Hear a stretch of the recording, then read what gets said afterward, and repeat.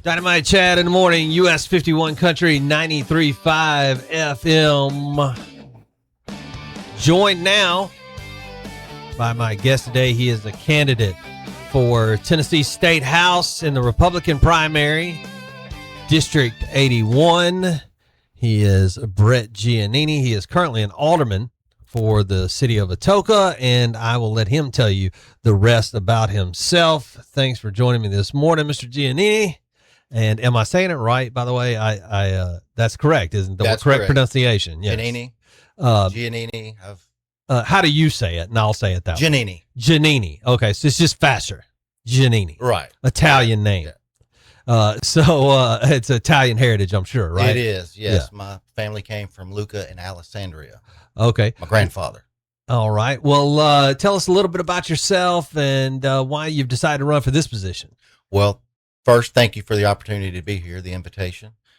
My name's Brett Giannini. Again, I'm Republican candidate in the primary for Tennessee House, District 81. I grew up in Shelby County, moved here in 2001 after joining the Memphis Police Department. Been married 29 years to my beautiful wife, Mara. We've got two kids, Alan and Mary. Alan is in active duty Army, and Mary is living at home with us. She is working on her doctorate in biology through the University of Memphis. I just retired July 4th from the Memphis Police Department after 26 years. Like you said, I've been an alderman for 18 years. I'm a county commissioner also for District 4, which is kind of the heart of Atoka. I'm an active U.S. Air Force reservist. I've got 17 years there. And actually, after I leave here, I'm finishing packing my suitcase and going to do my weekend duty. So Okay. All right. And so now you've decided to run for the state rep in Congress for the House. I call it Jimmy Nafee's seat because he was our rep for so long, but it's obviously it's now it belongs to Deborah Moody, and she's not running again. So now you're up for it in the Republican primary. So what made you want to make this leap at this point in your life and make the leap from county commissioner alderman to becoming a state rep? good question. Deborah has been a great representative. She's been a solid conservative, and I want to keep that seat conservative. Somebody that you know is going to be conservative. I believe in low taxes, less government, deregulation of some of these boards and commissions that create rules and regulations that have the enforcement of law, but it's not what the legislature intended. And having been an alderman and commissioner, I think has given me a unique experience into stepping up into that seat. Well, what do you think informs you from your time as a police officer? That's what you spent your career doing. What do you think you bring from that to the position? Well, certainly funding our police officers and our public safety, and I'll even include public works. Those are all first responders when a disaster hits. But we have to have police officers. We're not going to be able to function as a society without them. So. And now let me ask you about, since you've been an alderman for so long, and this is something that I sort of started asking candidates, what is something, if you look back on your history as an alderman or county commissioner representing the people, what is a decision or project that you're particularly proud of that you had a large hand in? Well, recently, Tipton County is debt free. And I believe it's only two counties in the state that are debt free. So that's a huge deal.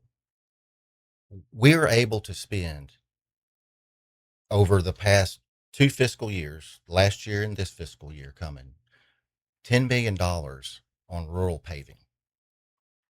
That's huge. And I'm a big proponent of maintaining our streets, right? Because that's what people can see daily that their tax dollars are being used for.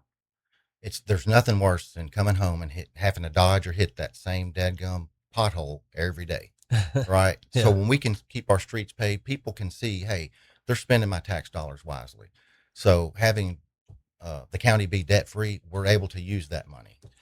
And now looking back on your career, is there a decision or a project that, or just a situation that looking back now with the value of hindsight, you would have handled differently? Um,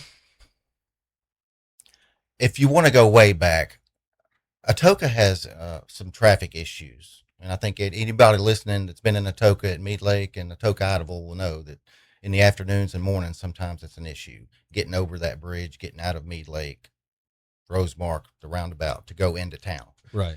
Well, the development is all on one side of the bridge, and then all the commercial is on the other. Right. So it gets bottlenecked, and it's tough sometimes. So I think back when I first came on, I would have liked to push harder to get another east-west corridor through Atoka. Yeah, and I remember when that came up, and of course, there's a lot of there are a lot of roadblocks to that that come up along the way. Not the least of which is the land to do that, and then it's you got to find the best way. It's a project that I have some familiarity with a project like that, and it's very much something that's very hard to get done, and so I do understand that.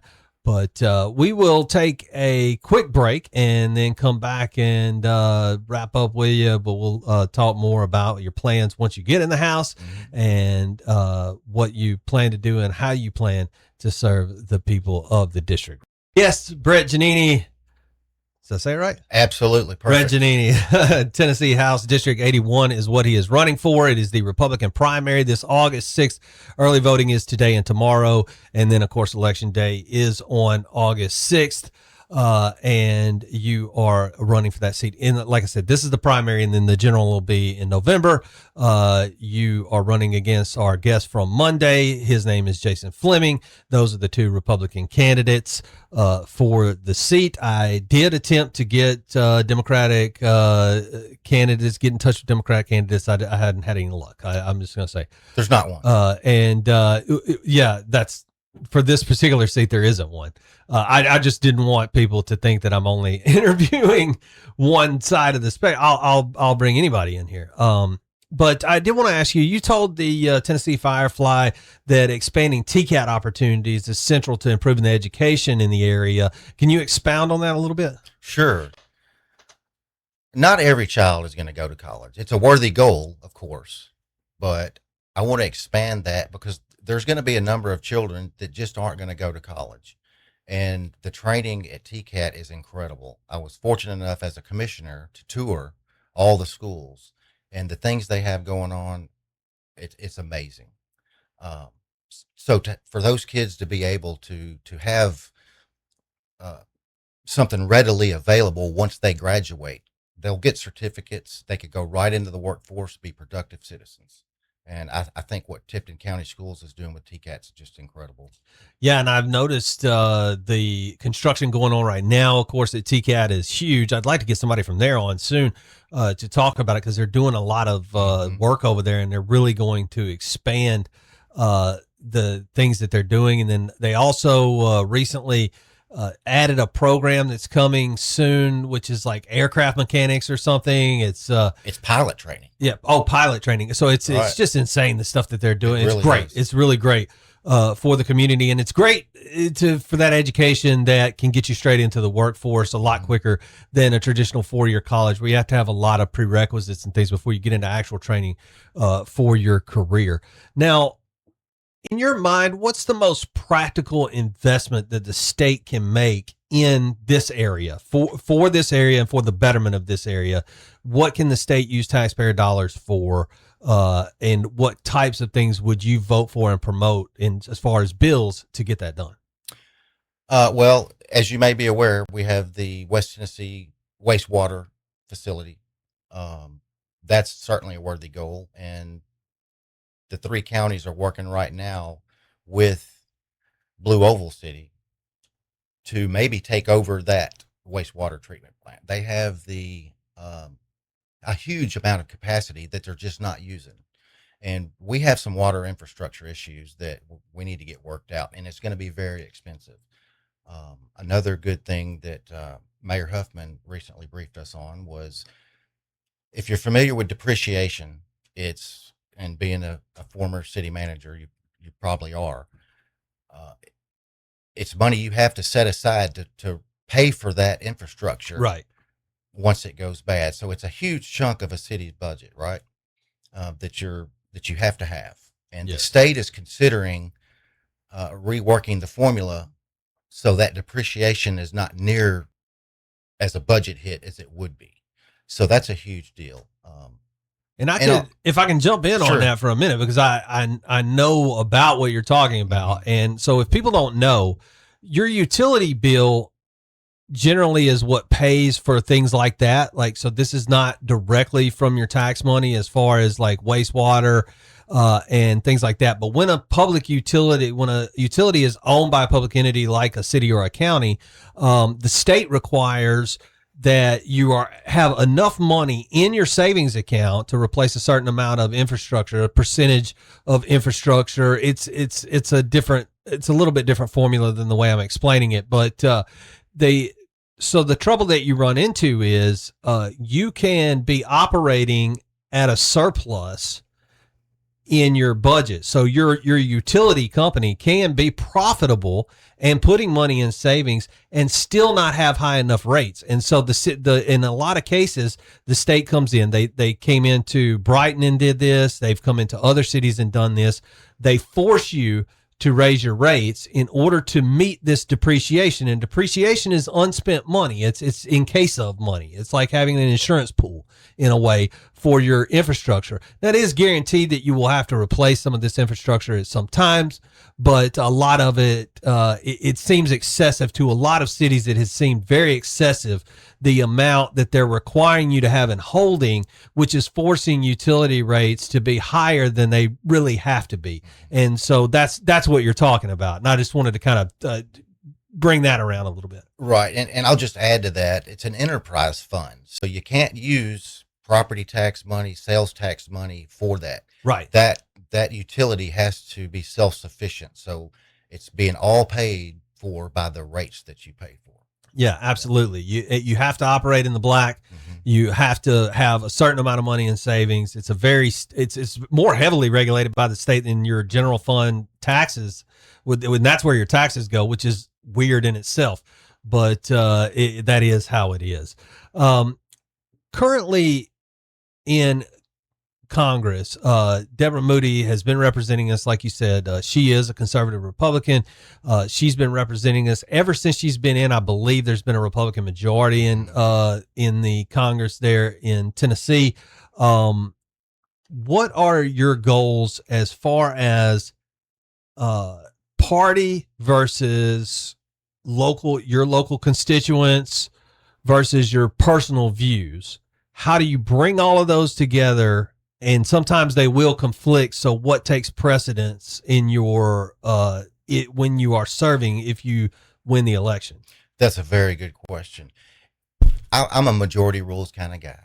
If it's going to be good for this district, Tipton and Haywood, then I'm going to be for it, even if I'm personally against it.